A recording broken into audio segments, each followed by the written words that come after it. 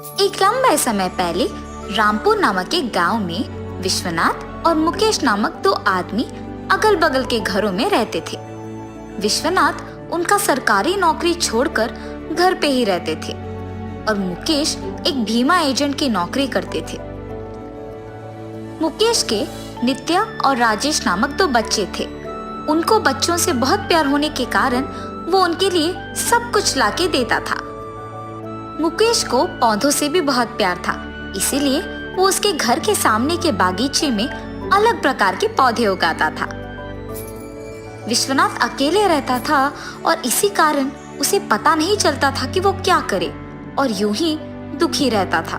मैं ऐसे खाली ही पड़ा रहूंगा तो ऐसे ही सोच में पड़ के दुखी हो जाऊंगा, इसीलिए मुझे अपने आप को व्यस्त रखने के लिए कुछ काम करना होगा। ऐसे वो काम की सोच में पड़ जाता है। हाँ, अगर मैं अपने घर के सामने एक बागीचा बनाऊंगा तो उनमें अलग प्रकार के पौधे लगाकर उन्हें बेच सकूंगा और इतना ही नहीं, मेरा सारा वक्त पौधों को संभालने में ही जाएगा। ये फैसला करके वो पौधों को लाके उन्हें उसके घर के सामने के बागीचे में लगाता है और उन्हें बेचना शुरू करता है। उसके पास अलग प्रकार के पौधे मिलने के कारण सभी उसी के पास आके पौधे खरीदते थे। इसी कारण वो पौधे लाकर उन्हें वहां लगाता था। हर रोज सुबह मुकेश भी उसी समय में उनके पड़ोसी विश्वनाथ को पौधों को पानी डालते हुए देख चौंक जाता है और तब उसे विश्वनाथ का बागीचा दिखता है। मुकेश अपने पौधों को ज्यादा पानी डालने के कारण वो बहुत ही सुंदर दिखते थे, लेकिन विश्वनाथ उनके पौधों को बस जितना जरूरी था उतना ही पानी डालने के कारण वो दिखने में उतने सुंदर नहीं थे। मैं अपने पौधों को उनसे ज्यादा पानी डाल रहा हूँ, इसी कारण मेरे पौधे दिखने में बहुत हरा भरा और सुंदर है। ये सोचकर उनके पौधों को पानी डालकर वहां से चले जाता है। कुछ देर बाद मुकेश विश्वनाथ के पास कुछ लोग आकर उससे पौधे खरीद के जाना देखता है। मेरे पड़ोसी विश्वनाथ पौधों को कब से बेचने लगे? मुझे तो पौधों से प्यार है, इसीलिए मैं अपने नौकरी के साथ साथ ये काम भी कर रहा हूँ। और अगर मैं इन पौधों को बेचने लगूंगा तो इनसे ज्यादा मेरे ही पास पौधे बिकेंगे। हाँ, सारे लोग मेरे ही पास आएंगे। और उसके फैसला के मुताबिक ही अगले दिन वो भी अलग प्रकार के पौधे लाकर उसके बागीचे में लगाता है और विश्वनाथ की ही तरह वो भी उन्हें बेचने लगता है। उसकी सोच के ही अनुसार सभी लोग पौधे अच्छे दिखने पर मुकेश के पास आकर ही उन्हें खरीदते थे। मेरे सोच के अनुसार ही सभी विश्वनाथ से ज्यादा मेरे पास आकर पौधे खरीद रहे हैं, ऐसे खुशी से पौधों को बेचता था। हाँ, भीमा को बेचने के साथ साथ मुकेश पौधों को भी बेचने लगा है क्या? चलो अच्छा है, इस गांव में मेरे अलावा कोई और तो पौधों को नहीं बेचता था पहले, ऐसे विश्वनाथ सोचता है। उन दोनों का व्यापार अच्छा चलने पर दोनों खुश रहते हैं और ऐसे बहुत दिन गुजर जाते हैं। एक रात को अचानक एक भयानक तूफान शुरू होता है। अरे रे, इस डरावने तूफान की वजह से न जाने मेरे पौधों का क्या ही हाल होगा। हाय भगवान! ऐसे उसके पौधों के बारे में परेशान होते हुए मुकेश सोता है। सुबह उठते ही वो सबसे पहले उसके पौधों को देखने जाता है। पौधे सारे नीचे पड़े हुए और जड़ों से बाहर आके नष्ट हुए होते हैं। उन्हें देख मुकेश बहुत दुखी होता है। इतने में विश्वनाथ भी उसके पौधे देखने आता है। हम दोनों हर रोज सुबह एक ही समय में पौधों को पानी डालते थे, न जाने उनके पौधों का क्या हाल है। और विश्वनाथ के पौधे देखने जाता है। उनके पौधों को सीधे और अच्छे होते देख दंग रह जाता है। उनसे तो ज्यादा पानी मैं अपने पौधों को डालता हूँ, उनसे ज्यादा मेरे ही पौधे दिखने में अच्छे हैं, लेकिन मेरे ही पौधे नष्ट हो गए हैं और इनके पौधे तो सही सलामत हैं। ये कैसे मुमकिन हो सकता है? इस सोच में पड़ जाता है और निराश हो जाता है। शुक्र है कि मेरे पौधों को इस तूफान से कोई नुकसान नहीं पहुंचा। इन पौधों को सही मात्रा का पानी डालने के कारण ही ये इतने दृढ़ता से तूफान को सह पाए हैं। न जाने मुकेश के पौधों का क्या हाल है। तब वो देखता है कि मुकेश के सारे पौधे नष्ट हो गए और मुकेश को निराश होकर ऐसे बैठे हुए देखता है। बेचारा, शायद इसीलिए निराश बैठा होगा कि उसके पौधे सारे नष्ट हो गए। ये सोचकर अंदर चले जाता है। उसके बाद से सभी सिर्फ विश्वनाथ के पास से पौधे खरीद के जाते थे।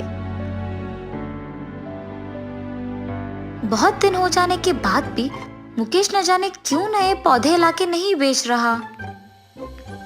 और ऐसे वो मुकेश के पास जाता है। मुकेश को ऐसे दुखी ही बैठे हुए देख विश्वनाथ पूछता है, मुकेश, क्या पौधे नष्ट हो जाने के कारण तुम ऐसे दुखी बैठे हो? हाँ विश्वनाथ जी, मेरे पौधे तो जड़ों के साथ बाहर निकलकर गिर गए, लेकिन आपके पौधे तो दृढ़ और मजबूत है, ऐसे कैसे हुआ होगा? मैं अपने पौधों को बस उनके लिए जितना काफी है उतना ही पानी डालता हूँ। इसी कारण वो बहुत मजबूत बने और उस भयानक तूफान के कारण भी नहीं गिरे। हम अगर हमारे पौधों को उनकी जरूरत से ज्यादा पानी डालेंगे तो वो दृढ़ता से नहीं रहेंगे। इसीलिए हमें पौधों को कोई भी मुसीबत का सामना करने के लिए तैयार करना होगा। इस बार आप मेरे तरीके का इस्तेमाल करके अपने पौधों को लगाइए। हम दोनों मिलकर उनका ख्याल रखेंगे। ठीक है विश्वनाथ जी, आपके कहे के अनुसार ही करूंगा। ये कह के वो वहां से चले जाते हैं। मुकेश तब नए पौधों को लाके उसके बागीचे को साफ करने निकलता है। अगर मैं बागीचे को अकेले साफ करूंगा तो बहुत समय लग जाएगा। और तब वो उसके बच्चों को बुलाता है। जी पापा, चलो आओ बेटा, इस बागीचे को साफ करने में मेरी मदद करो। पर पापा, हमें तो ये सब करना नहीं आता, आप हमें सिखाइए और हम आपका कहाँ मानेंगे। ठीक है बेटा, बस मैं जैसे करता हूँ वैसे ही करो। वो तीनों मिलके बागीचे को साफ करते हैं। ये सब देख विश्वनाथ जी, पौधों के मामले में ही नहीं बल्कि बच्चों के मामले में भी हमें यही करना है। उन्हें ऐसे बड़ा करना है कि वो कोई भी मुसीबत का सामना कर पाए, तभी वो सारा काम करना सीखेंगे। अगर लाड ज्यादा करेंगे तो जब उन पे मुसीबत का साया पड़ेगा तो वो कमजोर पड़ जाएंगे और उसका सामना नहीं कर पाएंगे। इसीलिए उन्हें भी दृढ़ और मजबूत बनाना होगा ताकि वो हर मुश्किल का सामना कर पाए। तब से मुकेश विश्वनाथ जी के सलाह के अनुसार बच्चों का और पौधों का अच्छा ख्याल रखते हुए उन्हें हर मुसीबत का सामना करने के लिए तैयार करते हैं और वो सभी खुशी से उनका जीवन बिताते हैं। तो इस कहानी का नैतिक क्या है? अगर हम इन पौधों को बच्चे समझेंगे तो इस कहानी से आपको ये समझ आएगा कि बच्चों को प्यार के साथ ही मुसीबत का सामना करने के लिए तैयार करना बहुत जरूरी है। अगर उन्हें कोई काम नहीं करने देंगे या सिखाएंगे नहीं तो वो भविष्य में अपने आप कुछ नहीं कर पाएंगे और मुश्किलों का सामना नहीं कर पाएंगे। इसीलिए उन्हें प्यार, अनुशासन और शिक्षण सब कुछ सही मात्रा में सिखाना जरूरी है। एक लंबे समय पहले एक गांव में रामैया, राधा नामक दो पति पत्नी रहते थे। उनके लता और वेणु नामक दो बच्चे भी थे। रामैया को उसी गांव में खुद का एक खेत होता था। उस खेत में वो फसल उगाता था और उससे आए हुए पैसों से अपना घर चलाता था। हमेशा की तरह इस साल भी फसल तो मैंने उगा दिया। अब गर्मी की मौसम शुरू होने वाली है, जल्द ही तरबूज के बीज डालने पड़ेंगे। ऐसे सोचकर तरबूज के बीज लेके अपने खेत की ओर जाता है। अरे रे, मैं तो भूल ही गया कि इस साल गांव में पानी नहीं है। मुझे अपने खेती के लिए पानी कहीं से भी लाना होगा, वरना इस साल मैं अपना घर नहीं चला पाऊंगा। ऐसे अपने आप में सोचते हुए दुखी होता है। इतने में उसके पड़ोसी खेत का मालिक विश्वनाथ रामैया को देख, अरे रामैया, इतना क्या सोच रहे हो कि मेरा आना भी देखा नहीं तुमने? विश्वनाथ, तुम्हें तो पता है कि मैं हर साल चावल की फसल के बाद तरबूज उगाता हूँ, मगर इस साल गांव में पानी ना होने के कारण मैं तरबूज नहीं उगा सकता हूँ। मैं अपना घर कैसे चलाऊंगा? क्या तुम पानी के बारे में इतना सोच रहे हो? उसमें क्या है, इस सारे गांव में सिर्फ मेरे ही खेत में तो मोटर है। मेरे मोटर का उपयोग करके तुम हमेशा की तरह अपने खेत में तरबूज उगाओ। मैं तुम्हारा एहसान कभी नहीं भूल सकता हूँ। ऐसे कहकर उसके खेत में मौजूद मोटर के सहायता से पानी का उपयोग करके तरबूज उगाता है। कुछ ही महीनों में उसके खेत में तरबूज अच्छे उगते देख बहुत खुश होता है। हर साल से ज्यादा तो इस साल तरबूज उगे हैं। इनको बेचूंगा तो बहुत सारे पैसे मिलेंगे। ऐसे सोचकर सारे तरबूजों को बेचने दुकान जाता है।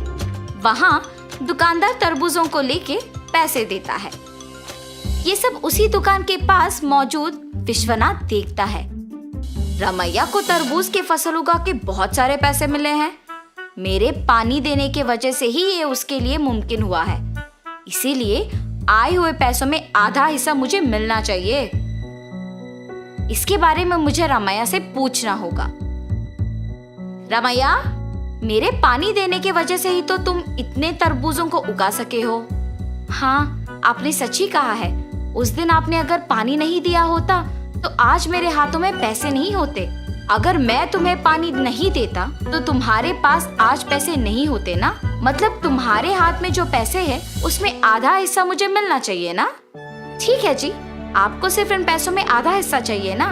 लीजिए, आप ही की वजह से तो ये मेरे पास आए हैं। ऐसे खुशी से पैसे देता है। मैंने सोचा कि तुम पैसे नहीं दोगे, लेकिन तुमने मेरा एहसान वाकई चुका दिया। मेरे पूछने पर बिना सोचे तुमने पैसे बस दे दिया। तुम अगर ऐसे ही रहोगे तो तुम्हारी अच्छाई ही तुम्हें नष्ट कर देगी। ऐसे कहकर पैसे लेके वहां से चले जाता है। अब मेरे पास कुछ ही पैसे बचे हैं। इनके साथ मुझे कोई व्यापार शुरू करना होगा, मगर कौन सा? ऐसे सोचते रहता है। इतने में ही बगल में उसे एक आदमी कटे हुए तरबूज एक बंडी पे बेचते हुए नजर आता है। प्यास लग रहा है, एक तरबूज का टुकड़ा खाऊंगा।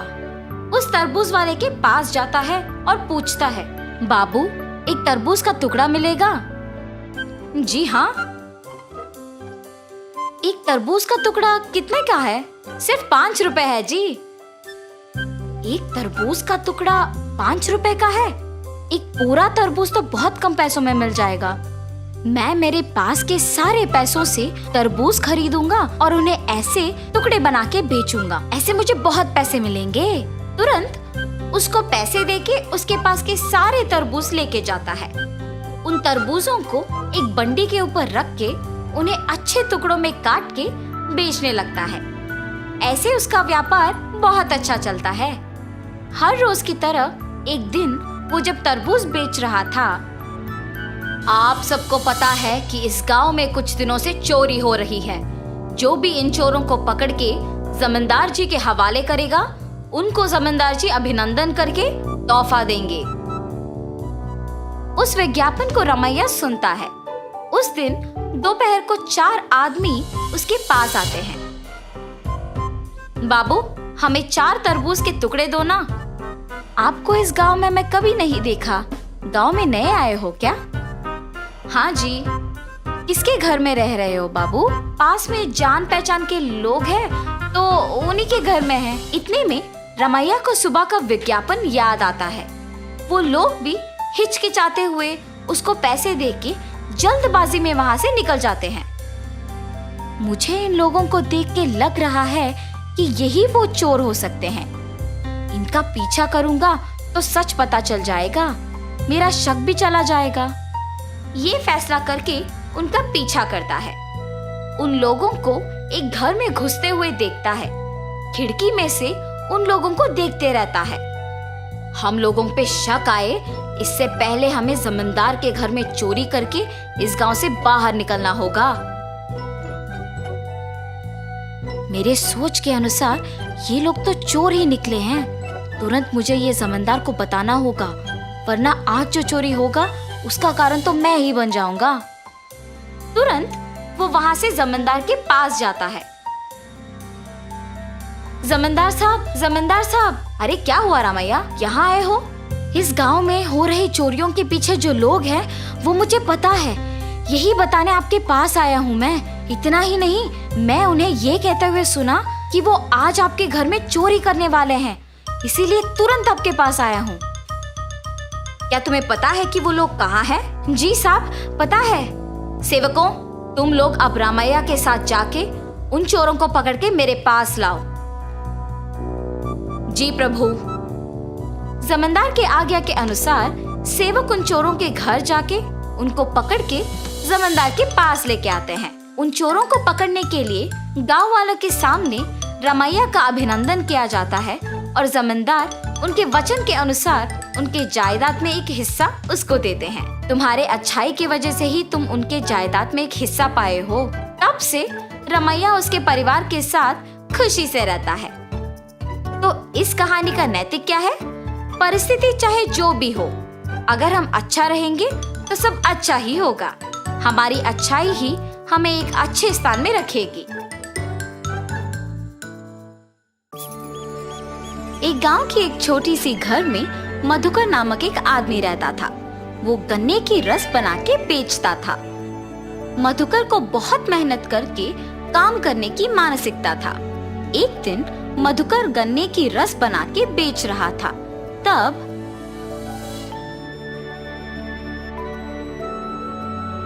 मधुकर, तुम गन्ने की रस बहुत अच्छा बनाते हो।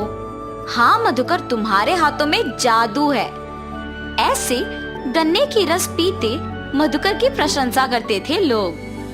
मुझे आलसी ना होके मेरे गन्ने की रस के बारे में सबको पता चलने के लिए अच्छा और स्वादिष्ट रहने वाली गन्ने की रस बनाना होगा। ऐसे हर रोज वो और स्वादिष्ट गन्ने की रस बनाने का प्रयत्न करता था। वो दिन प्रतिदिन स्वादिष्ट और ताजा गन्ने की रस बनाने के कारण उस गांव में बहुत प्रसिद्ध था। एक दिन मधुकर देर रात तक दुकान में ही रह के और नए तरीके से गन्ने की रस बनाने का प्रयत्न कर रहा था। मुझे कल आज से बेहतर गन्ने का रस बना के बेचना होगा। ऐसे सोचकर दुकान में ही रह के गन्ने का रस बना रहा था। इतने में उस गांव में घूम रही एक देवता उस तरफ से गुजरते हुए प्यासी होने के कारण गन्ने की रस का दुकान को खुला देख सोचती है, लगता है वहाँ कोई गन्ने की रस का दुकान खुला है, कम से कम उससे मेरा प्यास बुझेगा। लेकिन मैं ऐसे नहीं जा सकती हूँ। ऐसे सोच के देवता एक आदमी की नकल में दुकान को जाती है। भाई साहब, मुझे बहुत प्यास लगी है, एक गिलास गन्ने का रस मिलेगा?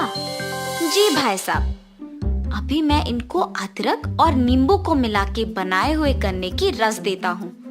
अगर अच्छा है तो वो मुझे बोलेंगे और मैं कल से ही सबको बेच सकता हूँ। ऐसे सोचकर वो अदरक और नींबू मिला के गन्ने का रस बना के उस आदमी को देता है। वो आदमी रस स्वादिष्ट रहने पर एक और ग्लास मांगता है। अरे वाह, तुम गन्ने का रस बहुत अच्छा बनाते हो। अगर तुम हर रोज इसी वक्त पे अपना दुकान खुला रखते हो तो मैं आकर गन्ने का रस पी के चला जाऊंगा। मेरे पास पैसे नहीं हैं। ऐसे कहकर मधुकर को स्वादिष्ट गन्ने का रस बनाने के लिए एक बैग देकर चला जाता है। मधुकर उस बैग को जब खोल के देखता है तो उसमें सोने को देख खुश होता है। मुझे हर रोज इस समय तक दुकान को खुला रखना होगा, तभी मैं और पैसे कमा पाऊंगा।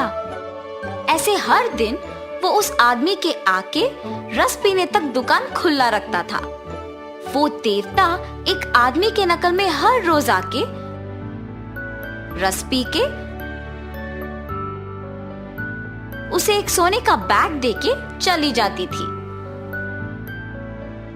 मधुकर हर सुबह ज्यादा मेहनत करके गन्ने का रस बना के उसे बेच के मिलने के पैसे से ज्यादा उसे शाम में उस आदमी के एक गिलास पीने से कमा रहा था। और इस वजह से वो दिन पूरा मेहनत करने के बजाय सिर्फ शाम में ही दुकान खोलने का फैसला लेता है। मुझे हर रोज सुबह गन्ने का रस बना के बेचने की जरूरत नहीं है। अब से सिर्फ उस आदमी के आने के समय पर दुकान खोल के स्वादिष्ट गन्ने का रस बना के उन्हें देना है बस। उनके दिए हुए सोने से मैं आराम से जी सकता हूँ। ऐसे सोचकर मधुकर उस आदमी के आने के समय पर ही दुकान खोलता था। ऐसे उनके दिए हुए सोने से खुशी खुशी जी रहा था। एक दिन मधुकर उसके दोस्त से मिलता है। क्या हुआ मधुकर, आजकल दुकान नहीं खोल रहे हो? कुछ नहीं, व्यापार अच्छा नहीं चल रहा, इसीलिए दुकान नहीं खोल रहा हूँ। मुझे अब से दुकान खोलने की कोई जरूरत नहीं है। मैं अगर थोड़ी देर शाम में दुकान खोलूंगा तो मुझे दिन पूरा मेहनत करने से भी दुगना पैसा मिलेगा। हर रोज उस आदमी के आने के टाइम पे वो दुकान खोलता था और उसे ताजे गन्ने का रस बना के देता था। ऐसे कुछ दिनों में सुबह दुकान ना खोलने के कारण उसकी आदतें बदल गई थी। मेहनत से काम करने वाला मधुकर अब कोई मेहनत के बिना आराम से रहने लगा। एक दिन मधुकर उसके पास के सारे पैसे गिनते हुए उस आदमी के आने के समय पे दुकान नहीं खोलता है। वो आदमी आके देखता है कि दुकान खुला नहीं है और वहां से चले जाता है। गिनती में व्यस्त मधुकर को अचानक याद आता है कि वो दुकान खोलना भूल गया, लेकिन समय तब तक बहुत हो चुका था और वो दुखी होता है कि अब तक वो आदमी चला गया होगा। अरे रे, आज के आने वाले पैसों को खो दिया मैंने। कल मैं उस आदमी के आने के समय से पहले ही दुकान खोल दूंगा। ऐसे सोचकर पैसे कमाने की सोच में मग्न होकर और दुख के कारण वो पूरी रात नहीं सो पाता है। सुबह होने के बाद भी वो सोए बिना सोचते ही रहता है, आज मैं उस आदमी को ताजा गन्ने का रस पिला के ही चैन से सो पाऊंगा। ऐसे सोच के वो सोए बिना बैठे रहता है, मगर शाम को वो अपनी नींद रोक नहीं पाता है। उस आदमी के आने से पहले बहुत समय है ना, इस बीच मैं थोड़ी देर के लिए सो के उठ जाऊंगा। और सो जाता है। ऐसे उस आदमी के आने के समय पे भी सोते ही रहता है। आदमी जब गन्ने का रस पीने दुकान आता है तो दुकान फिर से बंद रहता है। ये दुकानदार न जाने क्यों आजकल अपना दुकान नहीं खोल रहा। कल भी दुकान बंद ही था, कल से यहाँ ना आना ही बेहतर होगा। ऐसे सोच के वो आदमी वहां से चला जाता है और जब तक मधुकर उठता है तब तक तो बहुत देर हो चुकी होती है। हाय भगवान, आज भी मैं दुकान खोल नहीं पाया। वो आदमी आकर देख के चला भी गया होगा। अगले दिन वो ध्यान से दुकान उस आदमी के आने के समय पे खोलता है, लेकिन बहुत देर इंतजार करने पर भी वो आदमी लौट के नहीं आया। ऐसे मधुकर कुछ दिन और इंतजार करता है, मगर वो आदमी लौट के नहीं आता है। उस आदमी का लौट के ना आने का वजह मैं ही हूँ। मेरे 2 दिन दुकान ना खोलने के वजह से ही उसने आना बंद कर दिया। मुझे दुगना पैसा मिलने पर मैंने मेहनत करना बंद कर दिया। मेरे पास के पैसे सारे खत्म हो जा रहे हैं। अगर मैं कल से वापस दुकान को हमेशा की तरह सुबह नहीं खोला तो मुश्किल हो जाएगा। अगले दिन से वो सुबह ही दुकान खोल के गन्ने का रस बना के बेचना शुरू करता है, मगर बीच में कुछ दिन आलसी बनने के कारण काम नहीं कर पाता है। लेकिन खुशी से जीने के लिए अपने आप को बदल के मेहनत से गन्ने का रस बेच के काम करने लगता है। कुछ दिनों में वापस उसे मेहनत की आदत लग जाती है। उसे उसकी गलती का एहसास होता है और तब से वो आसानी से गन्ने का रस बना के उसे बेच के उसी पैसों से खुशी खुशी जीता है। तो इस कहानी का नैतिक क्या है? मेहनत से जीने की जरूरत एक आदत बनना चाहिए, तभी हम अच्छे स्थान में रहेंगे और साहस से हर मुश्किल का सामना कर सकते हैं। एक लंबे समय पहले एक गांव में हेमंत और शारदा नामक पति पत्नी रहते थे। उनका रितिका नामक एक सुंदर सी बेटी भी थी। हेमंत अपनी बेटी से बहुत प्यार करता था। वो जो भी मांगती थी हेमंत उसे देता था। रितिका को पेड़ पौधे उगाना बहुत पसंद था। हेमंत खेती करते हुए आए पैसों से अपने परिवार का देखभाल करता था। एक दिन जब रितिका पाठशाला से वापस आ रही थी, उसे रास्ते में एक आदमी आम के पौधों को बेचते हुए नजर आता है। मेरे घर के पास बहुत सारा खाली जगह है, इन पौधों को लेके वहाँ उगा सकती हूँ। ऐसे सोचकर वो उस आदमी के पास जाती है।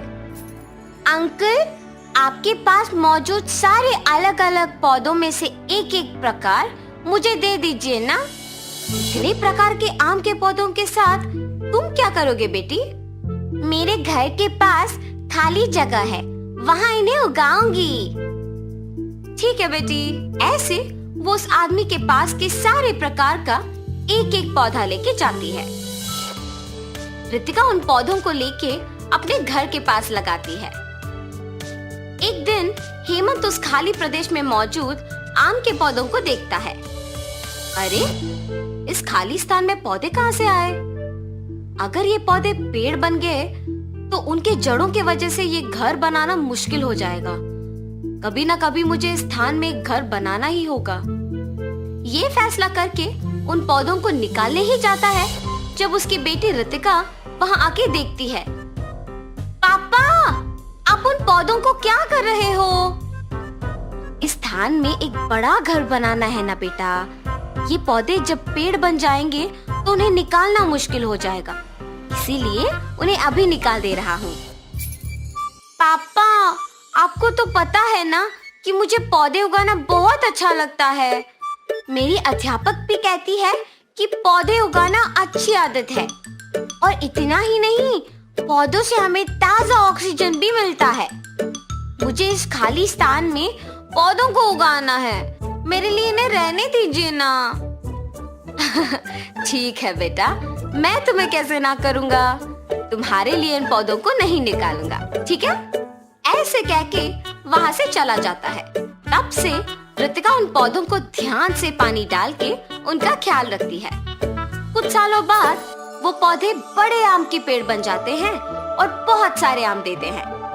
ये देख रितिका बहुत खुश होती है। अरे वाह, बहुत आम आए हैं, और वो भी इतने प्रकार के। बाहर खरीदने की जरूरत भी नहीं है। उसी साल में हेमंत की खेती में पानी ना रहने के कारण फसल नहीं आता है, और उसे समझ नहीं आता है कि वो उसका कर्ज कैसे चुकाएगा, और इस सोच में पड़ जाता है। अरे क्या हुआ जी, आप ऐसे क्यों हो? हाँ, मुझे समझ में नहीं आ रहा है कि मैं लिया हुआ कर्ज कैसे चुकाऊंगा। रितिका उसके माँ बाप की बातें सुनकर सोच में पड़ जाती है। मैंने जिन पौधों को उगाया है उन पे बहुत आम आए हैं, अगर उनको बेचेंगे तो बहुत पैसे आएंगे। मुझे ये बात पापा को बताना है। पापा, आप निराश मत होना। आपकी बातें सुनने के बाद मुझे एक योजना आया है। क्या कह रही हो बेटी? पापा, आप पहले मेरी बात तो सुनिए, आपको तब समझ में आएगा। ठीक है, बोलो बेटी। पापा, क्या आपने देखा कि हमारे आम के पेड़ों पे कितने आम उगे हैं? पता नहीं बेटा, मैंने देखा ही नहीं। वैसे इस समय में आम के बारे में क्यों बात कर रही हो? एक बार सोचिए तो पापा, उन आम को अगर आप बेचेंगे तो बहुत पैसे आएंगे। अरे हाँ, ये तो बहुत अच्छा सोच है बेटी। मुझे तो उन पेड़ों के बारे में याद ही नहीं आया। बसंत का मौसम होने के कारण ये सोच के ज्यादा पैसे देंगे कि आम जल्दी आ गए, इससे हमारा कर्ज भी चुका सकता हूँ। ऐसे खुशी से कहता है। अगले दिन सुबह हेमंत उन पेड़ों के पास जाकर सारे आम को इकट्ठा करता है, एक बंडी पे लगा के बेचने लगता है। आम आम, मीठे आम, नारियल आम, बंगिनपल्ली आम, चित्तूर के आम, नूजीवीडू के आम, नीलम के आम, ऐसे अलग अलग प्रकार के आम को मैं आपके घर के पास लाया हूँ। लीजिए लीजिए। बसंत के मौसम में इतने प्रकार के आम आने पर सभी ये सुनकर आम खरीदने आते हैं। बाबू, 1 डजन बंगिनपल्ली के आम का क्या दाम है? डजन आम 120 के है जी। ठीक है, 1 डजन दे दो। ऐसे उसके सोच के अनुसार ही जितना भी दाम हो लोग उससे खरीदते हैं। उसके पास के सारे आम बिक जाने पर वो खुशी खुशी घर लौटता है। घर जाते ही आम बेचने से आए हुए पैसों की गिनती करता है। इस साल मेरे खेती में नुकसान आने के बावजूद मेरी बेटी की एक अच्छी आदत की वजह से आज मेरे पास पैसे हैं। रितिका, रितिका। जी पापा, क्या आपने उन आम को बेच दिया? सारे आम बिक गए बेटी, और आज अगर मेरे पास इतने पैसे हैं तो वो सिर्फ तुम्हारे वजह से। उस दिन मैंने हमारे घर के लिए उन पौधों को निकालना चाहता था, अगर रुक गया तो सिर्फ तुम्हारे लिए। आज हमें इस कठिन परिस्थिति से तुम्हारे आम के पेड़ ही बचाए हैं। अब मैं बाकी के आम भी बेचूंगा। ऐसे वो सारे आम बेच के, आम को बेच के आए हुए पैसों से एक नया आम का दुकान लगाता है। वहाँ आम बेचते हुए परिवार के साथ खुशी से रहता है।